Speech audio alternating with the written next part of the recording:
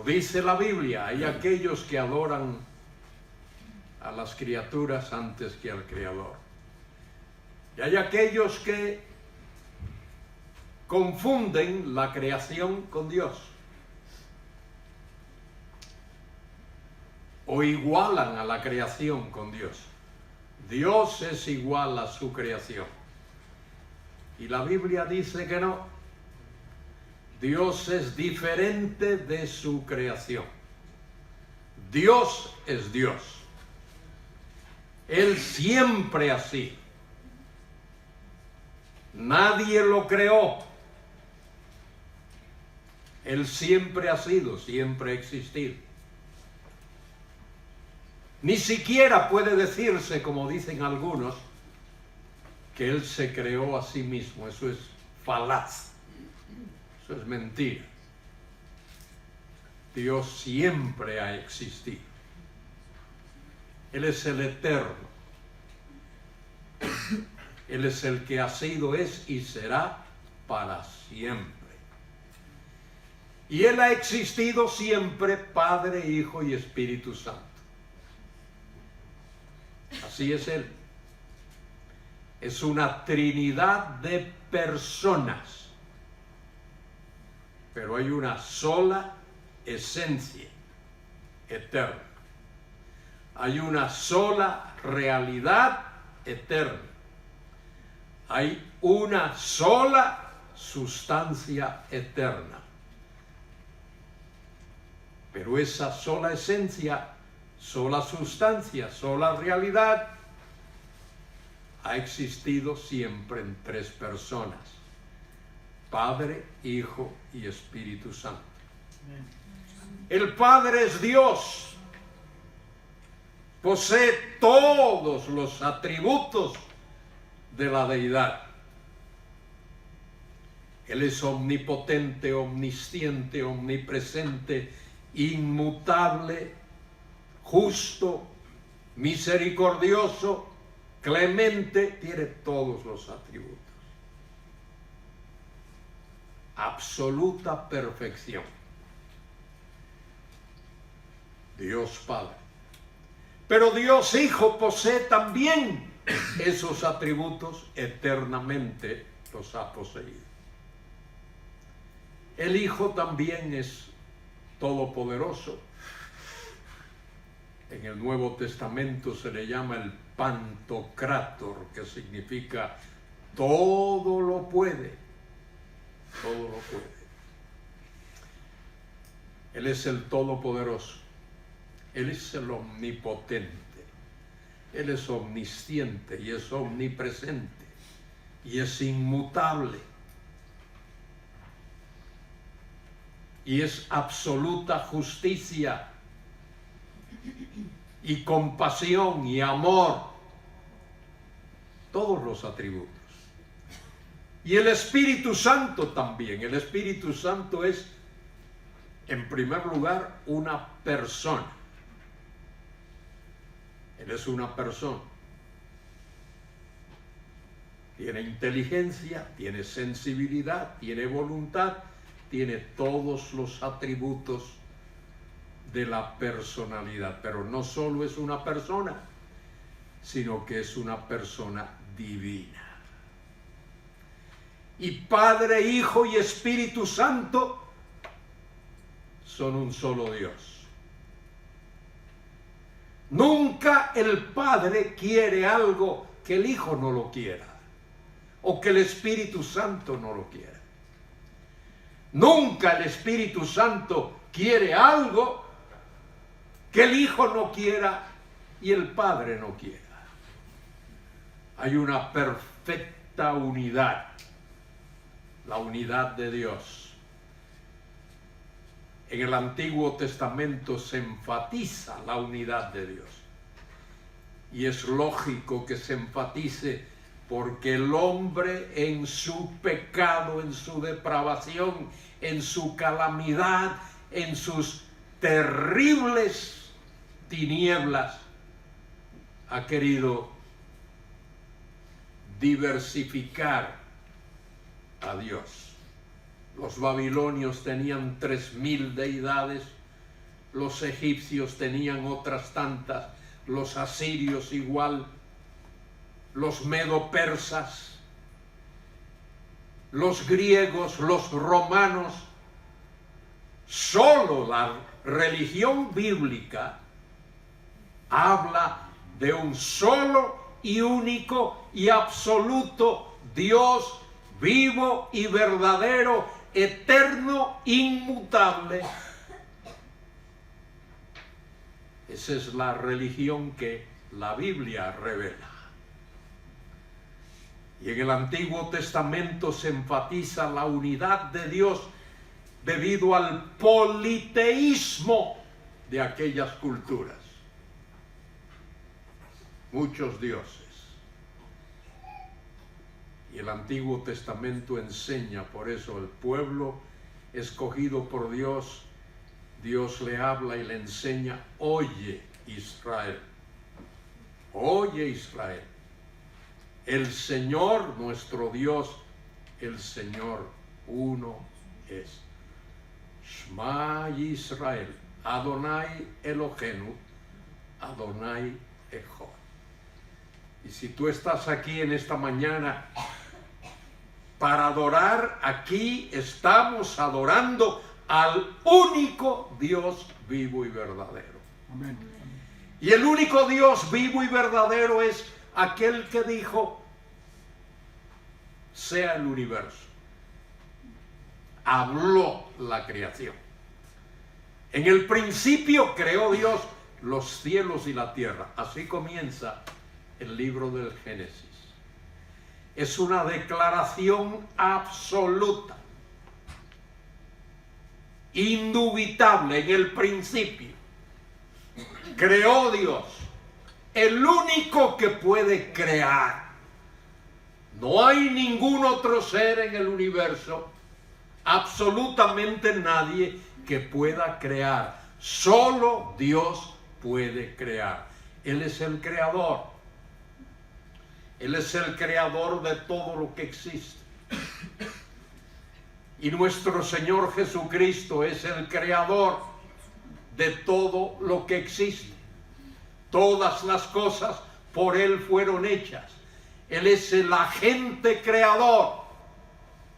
Todas las cosas por Él fueron hechas. Y sin Él, aparte de Él, ni una sola cosa de las que han sido hechas fue hecha. Qué maravilloso. Es para que uno caiga de rodillas, sepulte su rostro ahí y le dé gloria y honra y alabanza y exprese gratitud.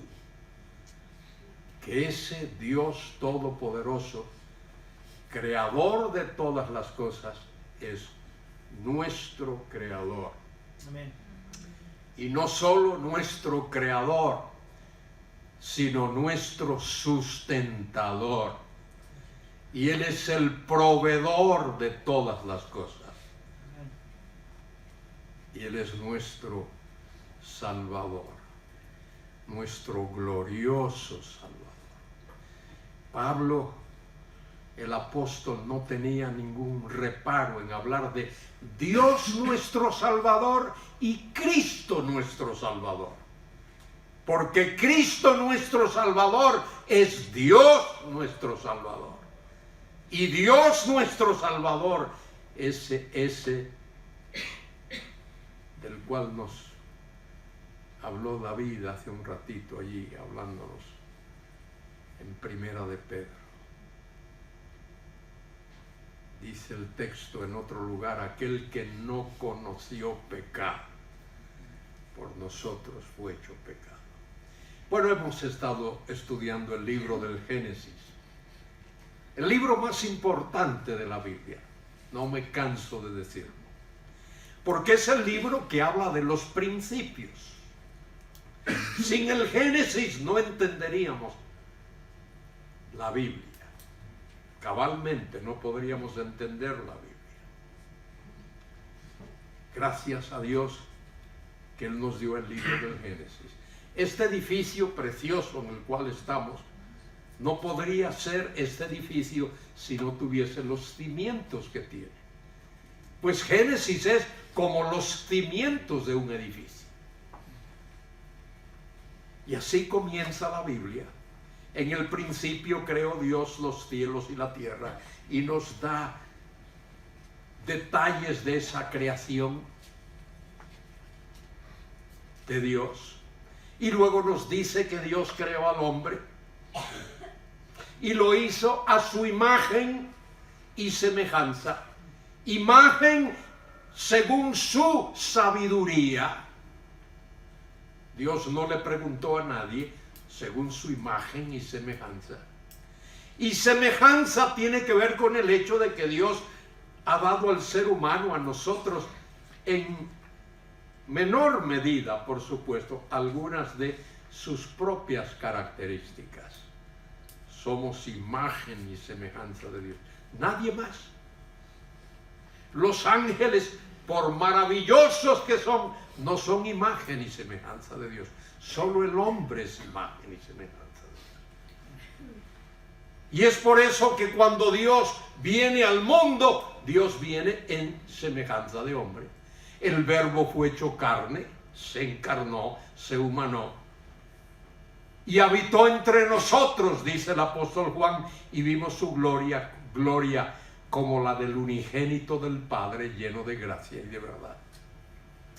Y ese Dios que es el creador de todas las cosas, incluyendo al ser humano, incluyendo al hombre, también es un Dios que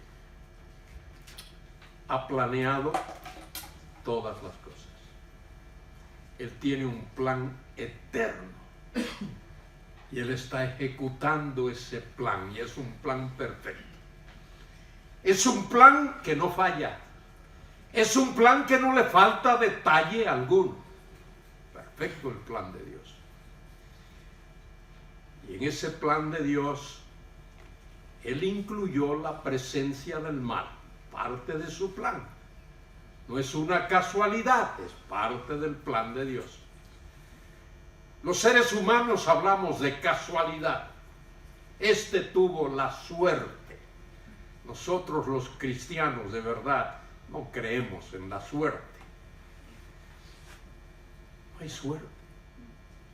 Es Dios el que planea todas las cosas y lo hace a la perfección. Él incluyó el mal. Y el pecado entró en la experiencia humana. El pecado ya existía de atrás, porque Lucifer, el ángel de luz, es el autor del pecado.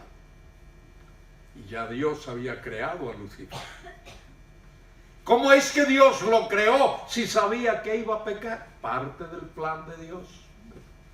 Porque Dios está en la labor de llevar a cabo el mejor de los mundos. Y para que exista el mejor de los mundos, y va a existir, el pecado tiene que ser condenado y tiene que ser destruido. Y las tinieblas tienen que ser condenadas y destruidas. Y cuando Dios termine su obra, sus redimidos, su pueblo, va a vivir en el mejor de los mundos. Dios diseñó su diseño perfecto, todas las cosas. Y el pecado entró en la experiencia humana, parte del diseño de Dios. Pero Dios juzga el pecado. Y lo vemos en el capítulo 3, en el capítulo 4, en el capítulo 5, en el 6, en el 7 y en el 8 del libro del Génesis. Dios tuvo que destruir la civilización antigua, el mundo que fue, dice Pedro, el mundo que pereció. Dios lo destruyó por medio de un diluvio universal. Dios separó a Noé, a la esposa de Noé, a los 3 hijos y a las esposas. Y de esa familia de Noé Dios escogió a uno llamado Sem. Y de Sem Dios escogió a otro hombre.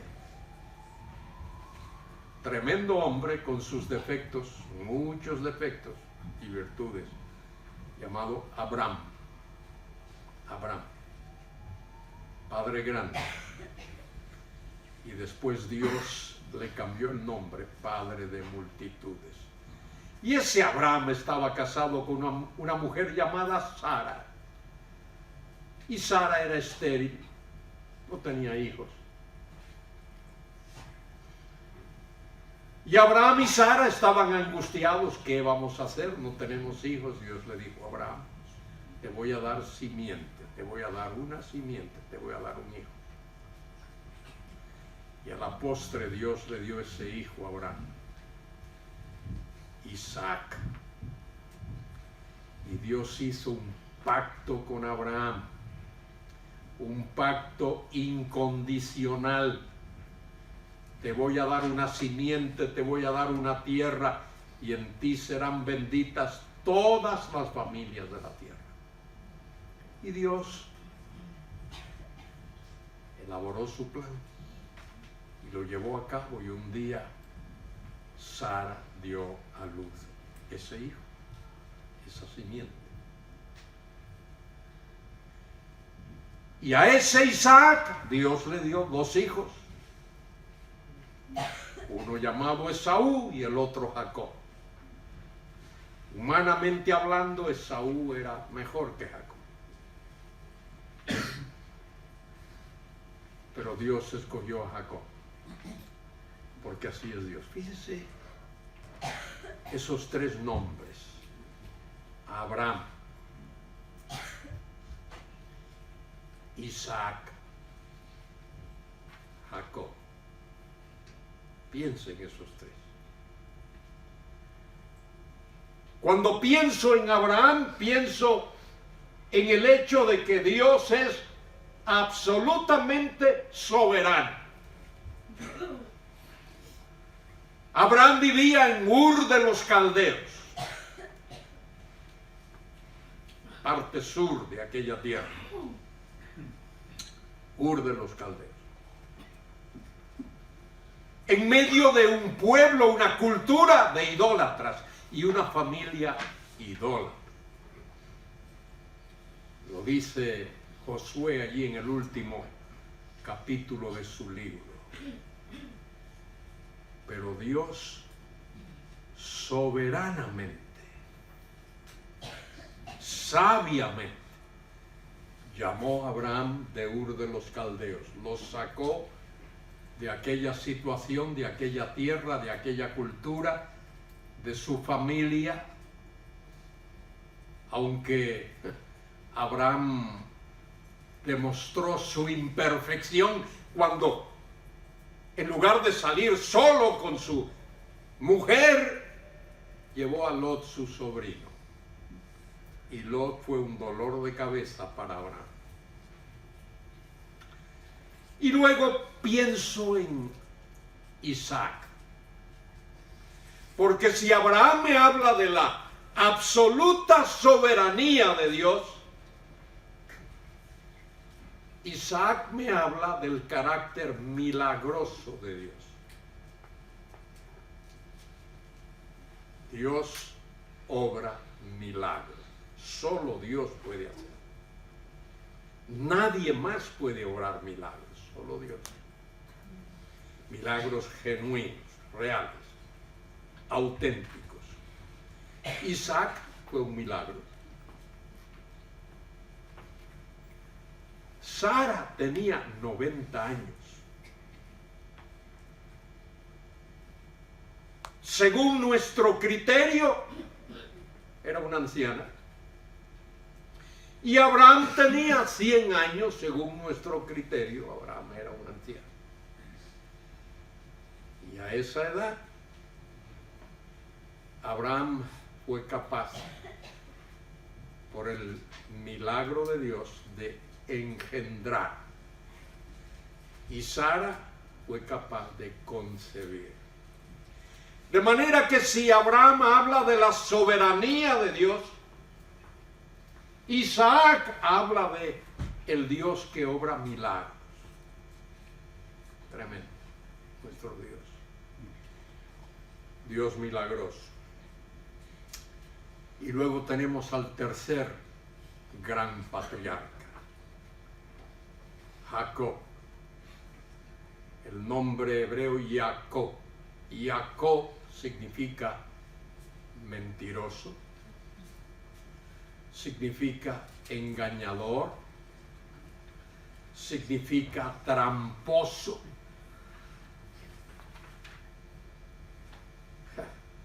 Imagínate que tú tengas un hijo y le pones ese nombre.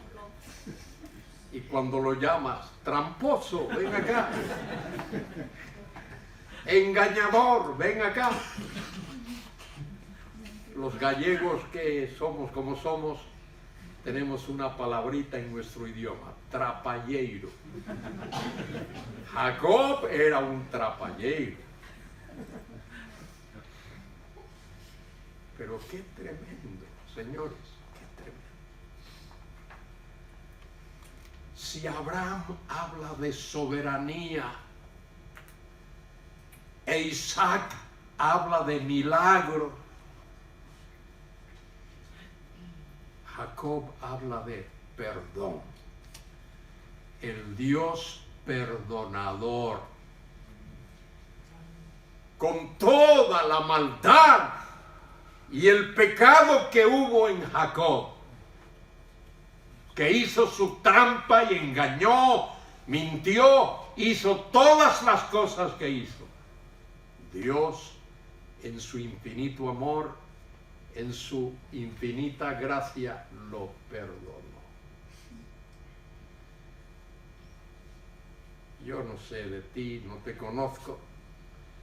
Conozco a algunos un poquito, conozco a Manuel Corral por muchos años.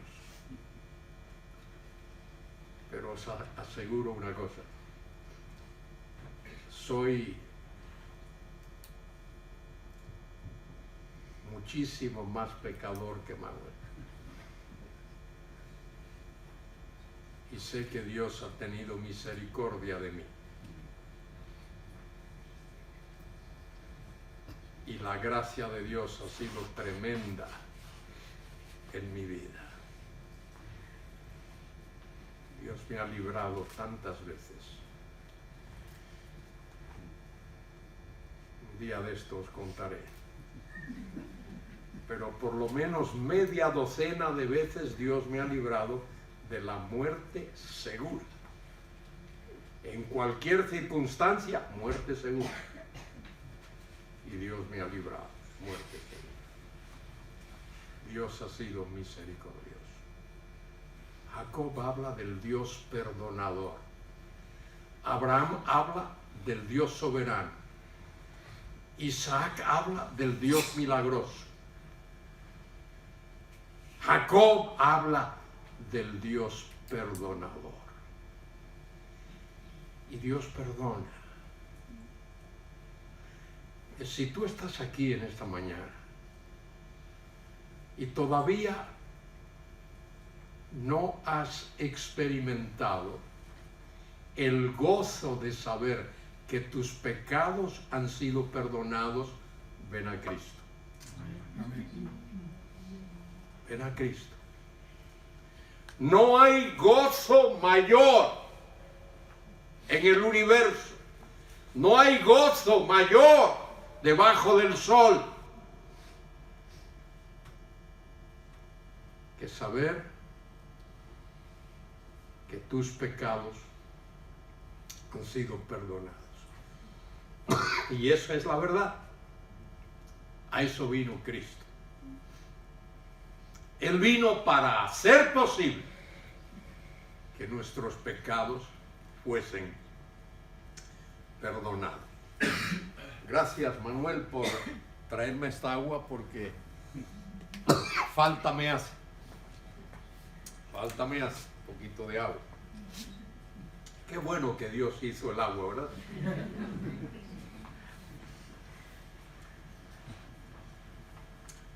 Y eso lo dice la Biblia. ¿Y sabe lo que Cristo dijo? Que Él es el agua de vida. Es el agua de vida. Él es el pan de vida, pero también es el agua de vida. Y la Biblia termina de una manera maravillosa, prácticamente. Apocalipsis 22, 17. Dice, y el Espíritu dice, ven. Y la esposa dice, ven. Y el que oye, venga. Y el que tiene sed, que venga y beba del agua de la vida. ¿Cómo? Gratuitamente.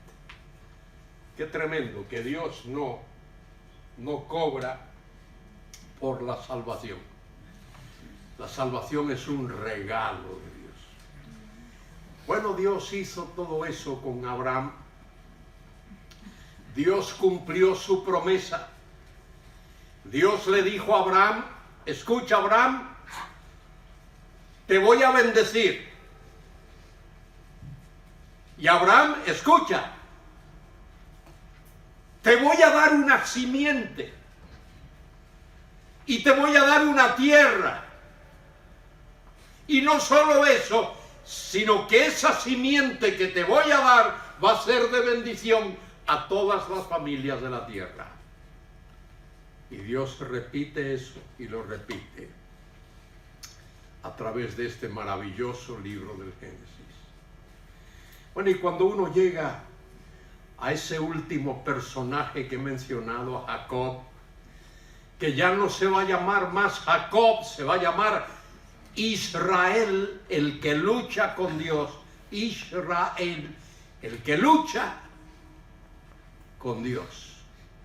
Porque ese Jacob tuvo la osadía de luchar con Dios. Y a ese Jacob Dios le dio 12 hijos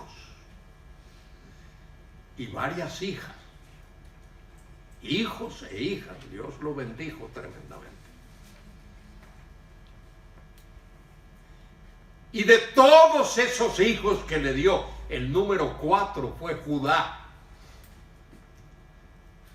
Y a ese Judá, a la postre, Dios le dio una descendencia, un hombre llamado Isaí. Y a Isaí le dio varios hijos, pero uno evidentemente especial, llamado David. Y Dios soberanamente ordenó a Samuel que ungiera a David como rey de Israel.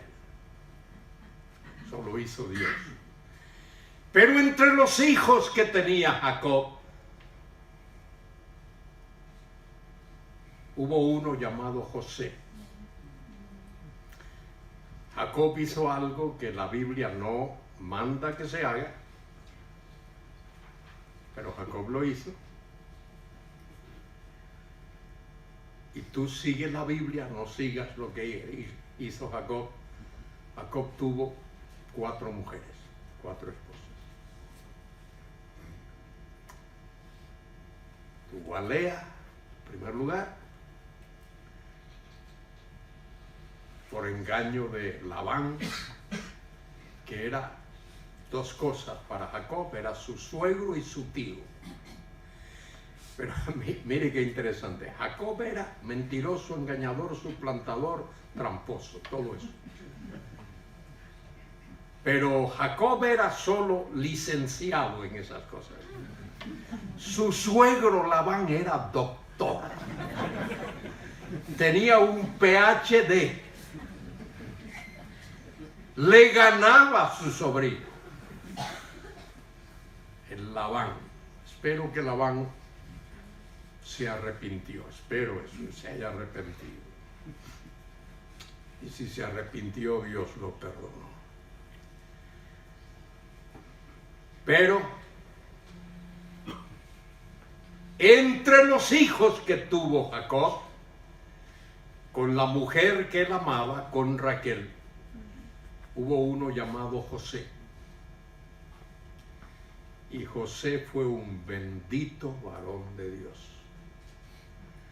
un hombre temeroso de Dios, de verdad, temeroso de Dios. Cuando uno llega a la parte final del Génesis, allí por el capítulo 37, dice: habitó Jacob en la tierra donde había morado su padre, en la tierra de Canaán. Esta es la historia, todo es Dod, la palabra historia, de la familia de Jacob. Y primero menciona a José. José, siendo de edad de 17 años, apacentaba las ovejas con sus hermanos. Y el joven estaba con los hijos, mire, de Bilha, que era sierva de Lea, y con los hijos de Silpa, que era sierva de Raquel, mujeres de su padre. Informaba José a su padre de la mala fama de ellos. Aquellos hijos de Jacob eran perversos, y créanmelo, eran crueles.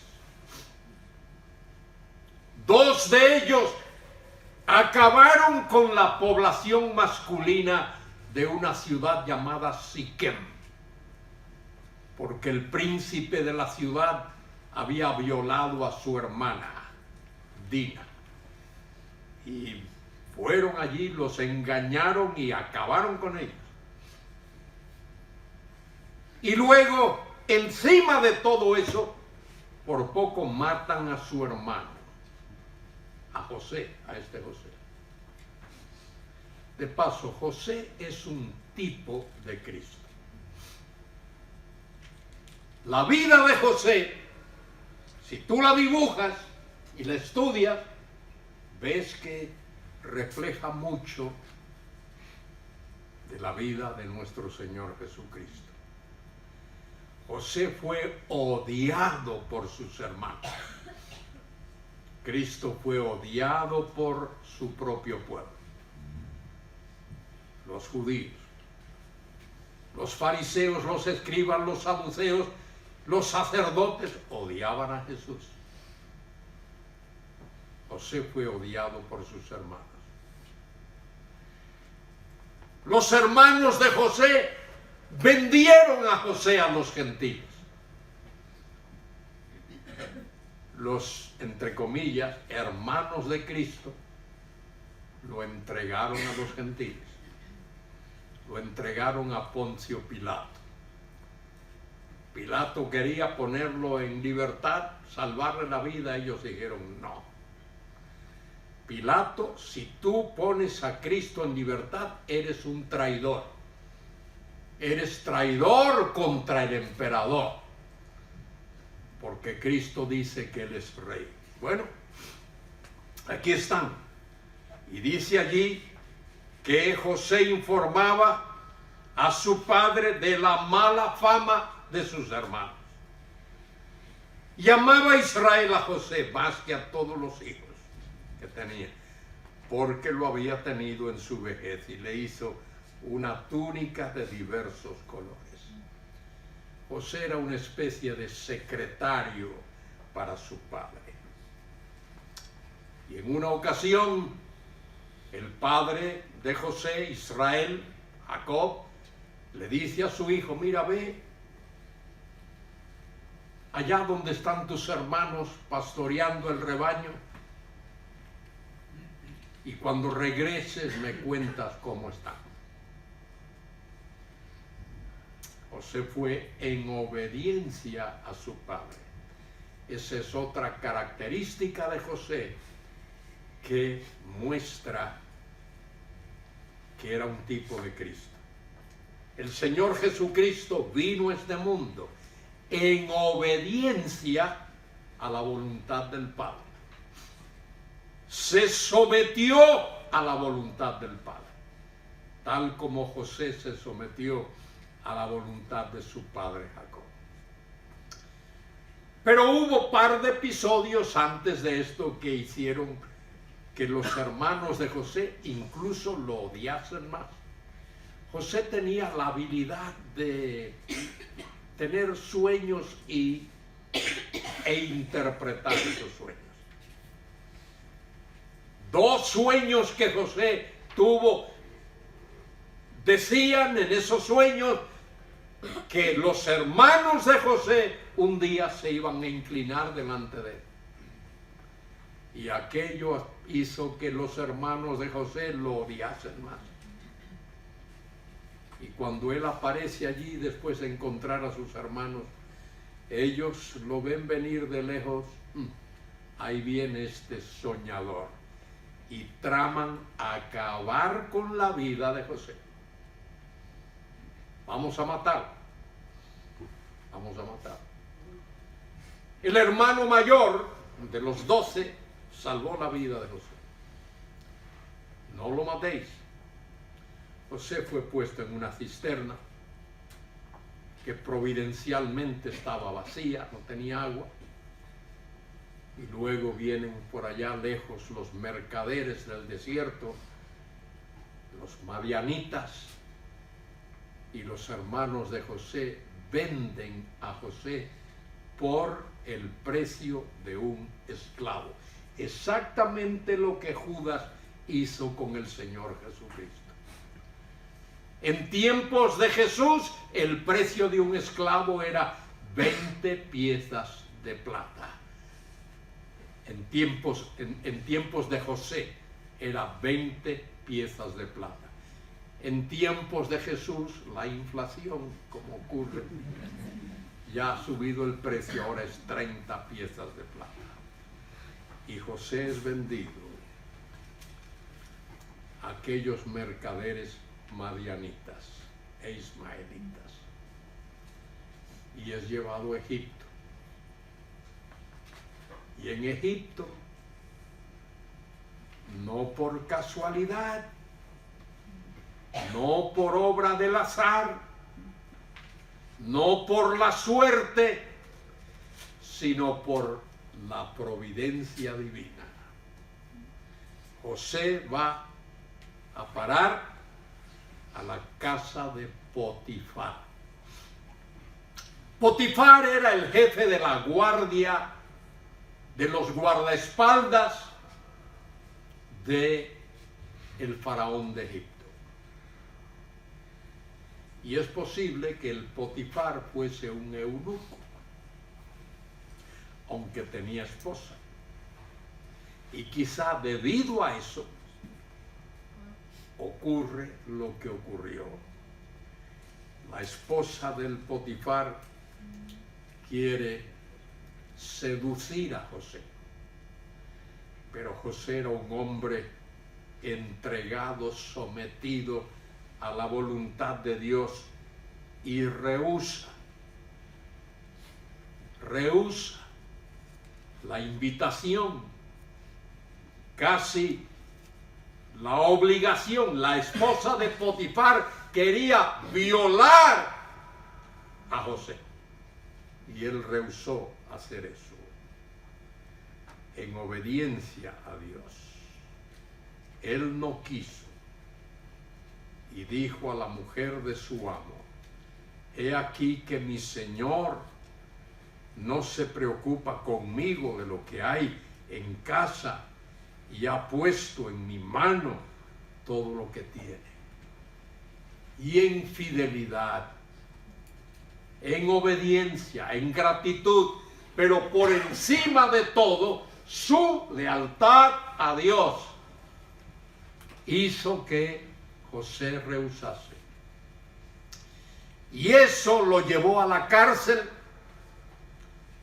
Otro cuadro, otro episodio que hace que José se parezca más a Cristo todavía.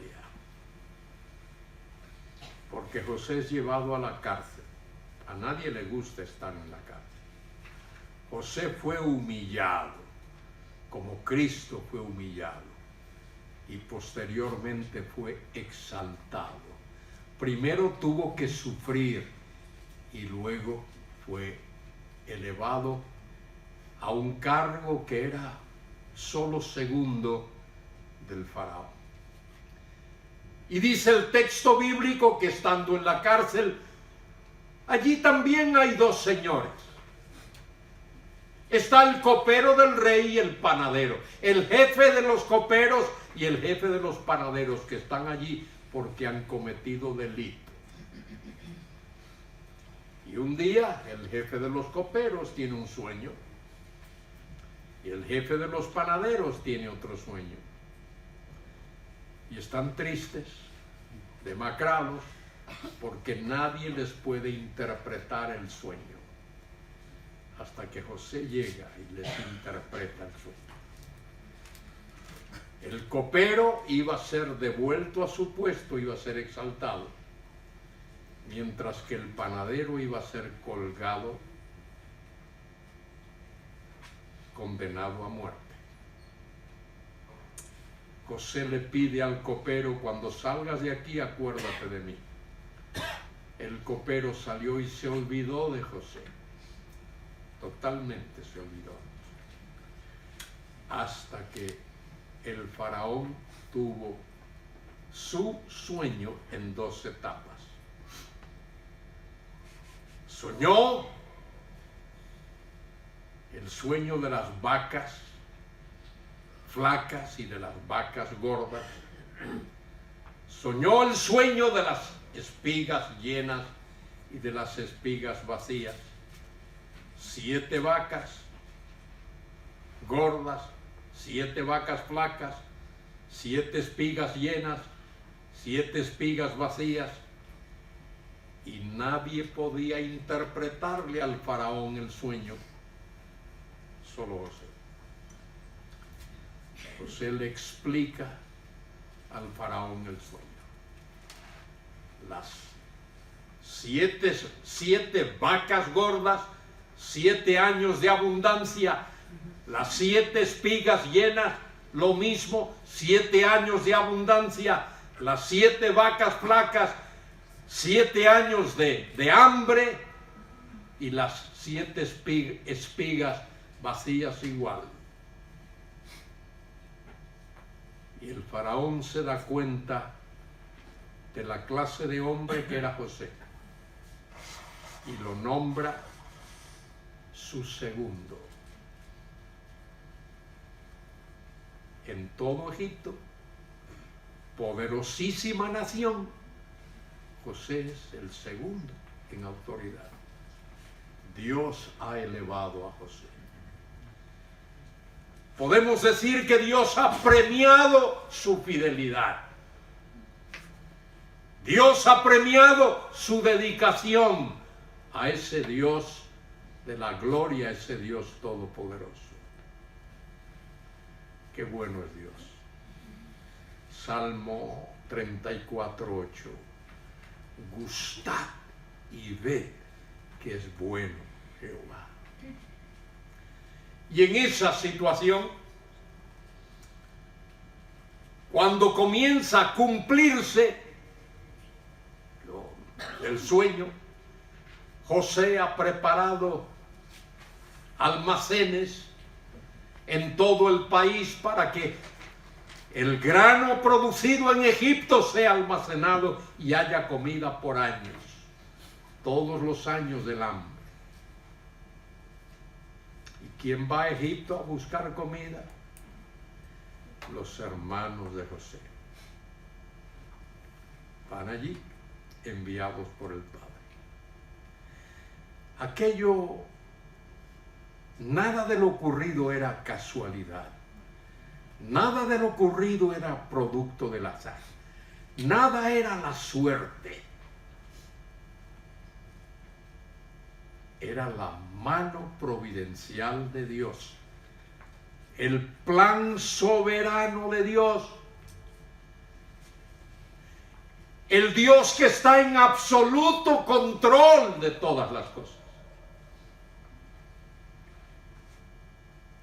Y queridos amigos, el Dios que estuvo en absoluto control y que tuvo total control en los días de José allá en Egipto, eso sería, qué sé yo, por allá por el año 1650 antes de Cristo. Porque el pueblo salió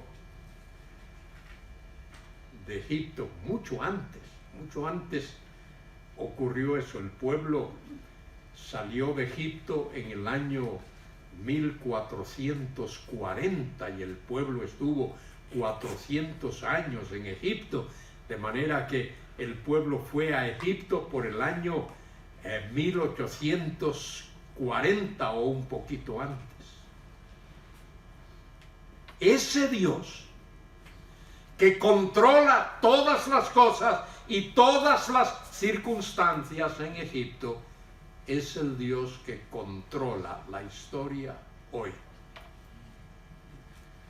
Todo lo que está ocurriendo en el mundo hoy no está ajeno a la voluntad de Dios y al plan de Dios y a la soberanía de Dios. Muy interesante lo que Dios le dijo a Abraham. En el capítulo 15 del libro del Génesis, Dios hizo un pacto incondicional con Abraham. Y fíjese lo que Dios le dijo a Abraham. Le dijo, tu simiente, tu descendencia va a ser llevada a Egipto y allá va a permanecer 400 años. Pero cuando se cumplan los 400 años, los voy a sacar. ¿Y sabe lo que sigue ahí? Dios le dice a Abraham, porque ha llegado a su colmo la maldad del amorreo. El amorreo es un nombre que incluye, que engloba a todas las tribus que habitaban en la tierra. Y Dios le dice a Abraham, cuando la maldad del amorreo llegue a su colmo, voy a sacar a tu descendencia de Egipto y lo voy a llevar a la tierra prometida. Cuando llegue a su colmo la maldad del amorreo. Yo creo que esa es una frase muy importante, es una frase profética. Porque Dios va a sacar a su pueblo de este mundo cuando la maldad del amorreo de ahora llegue a su colmo.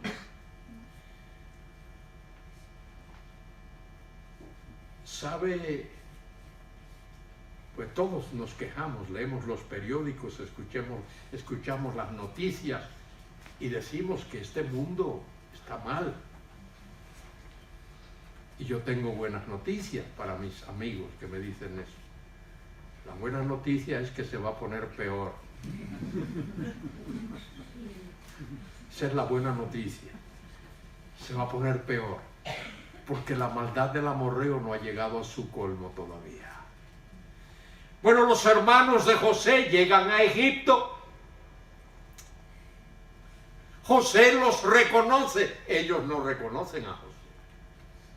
Los años han pasado. José tenía 17 años cuando se fue para Egipto. Era un adolescente todavía. Y el tiempo ha pasado. José ha aprendido el idioma, ha aprendido la cultura, ha aprendido todo lo que había que aprender allí en Egipto. Y José permite que sus hermanos compren grano y regresen a llevarle comida a su padre y vuelvan otra vez. Pero José sabe lo que tiene que hacer. Allí queda uno de los hermanos de José como rehén, hasta que por fin aquellos hermanos vuelven y a la postre José se revela a ellos. ¡Qué tremenda sorpresa para aquellos hermanos! aquellos que estuvieron a punto de matar a José. Y ahora es por la vida de José que ellos tienen vida. Tremendo cuadro. Tremendo cuadro. Lo veíamos esta mañana al partir el pan y la copa. Fue por la muerte sustitutoria de Cristo. Fue porque Él murió por nuestros pecados. Porque Él ocupó nuestro lugar.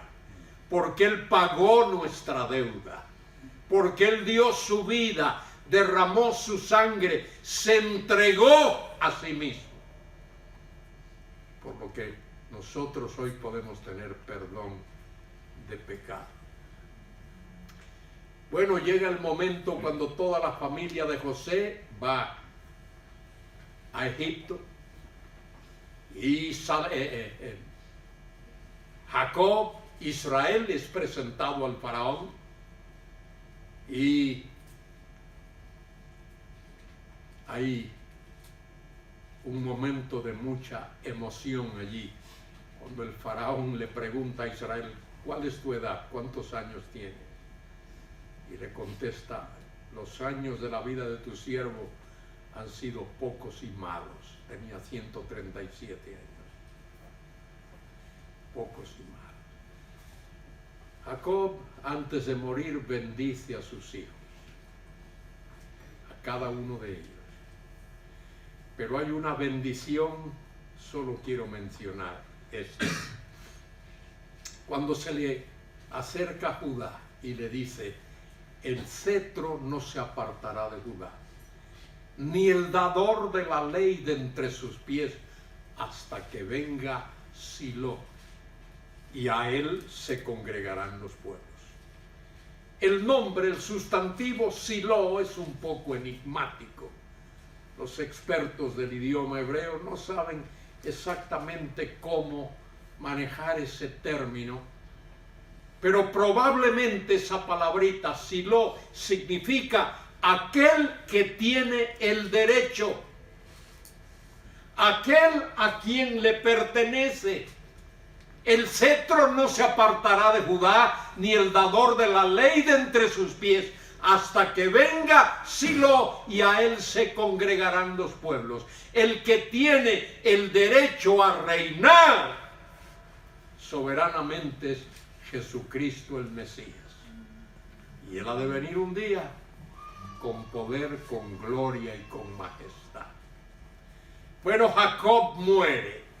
Y cuando Jacob muere, los hermanos de José tiemblan. Ahora que nuestro padre ha muerto, seguro que José se ha de vengar de nosotros. Ha de acabar con nosotros.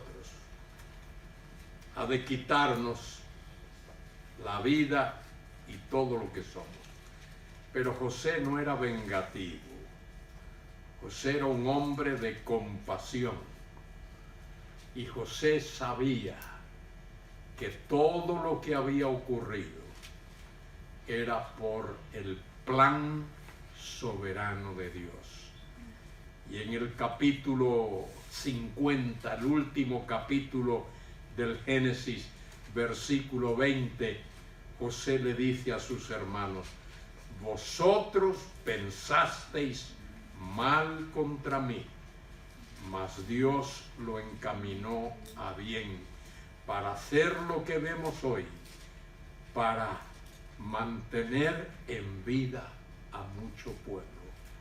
Dios usó a José para salvar a la nación de Israel. Los planes y los propósitos de Dios. La soberanía absoluta de Dios, total.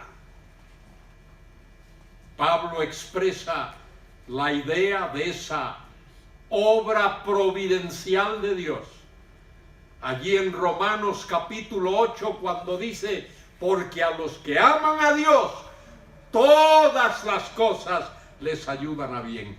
Es a saber, aquellos que conforme a su propósito son llamados. porque a quienes antes conoció, a estos también los predestinó, para que fuesen hechos conformes a la imagen de su Hijo. Y a los que predestinó, a esos también llamó. Y a los que llamó, a esos también justificó. Y a los que justificó, a esos también glorificó. Qué tremenda es la palabra de Dios, el plan soberano de Dios. Nadie aquí en esta mañana está por casualidad. Nadie está aquí como producto del azar. Estás aquí porque Dios te trajo, aunque tú no te hayas dado cuenta, Dios te trajo. Y Dios te trajo, entre otras cosas, para que escuches lo que te voy a decir ahora mismo. Todos en este mundo, sin excepción, de arriba a abajo, de norte a sur, de este a oeste, no importa en qué país hayas vivido o hayas nacido, de dónde procedas, cuál sea tu cultura, tu raza, tu trasfondo, todos los seres humanos estamos muertos en delitos y pecados. Y no hay ningún ser humano en la tierra que busque a Dios. Es Dios quien en su infinita misericordia y bondad y amor nos ha buscado. El Hijo del Hombre vino a buscar y a salvar lo que se había perdido. Cristo dijo, ninguno puede venir a mí si el Padre que me envió no lo arrastrare. Y ese Dios todopoderoso vino a este mundo en la persona de Cristo. Ese Dios todopoderoso, ese Dios eterno, creador del universo, se hizo semejante a nosotros.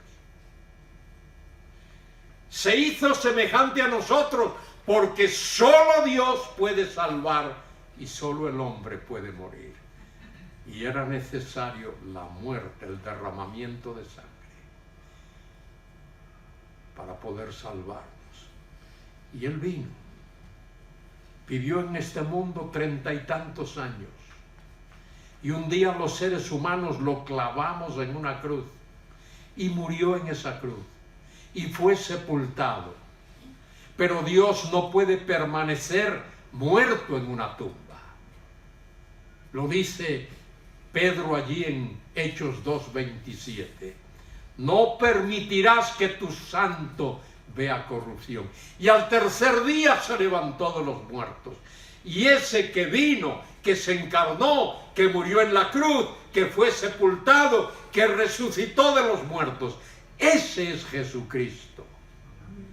El único Dios vivo y verdadero, quien te ofrece perdón de todos tus pecados y el regalo de la vida eterna, si tú pones tu fe y tu confianza en Él. Cristo dijo, de cierto os digo, que el que oye mi palabra y cree al que me envió, tiene vida eterna y no vendrá condenación, mas ha pasado de muerte a vida. Amén. Qué hermosa promesa y qué tremenda bendición.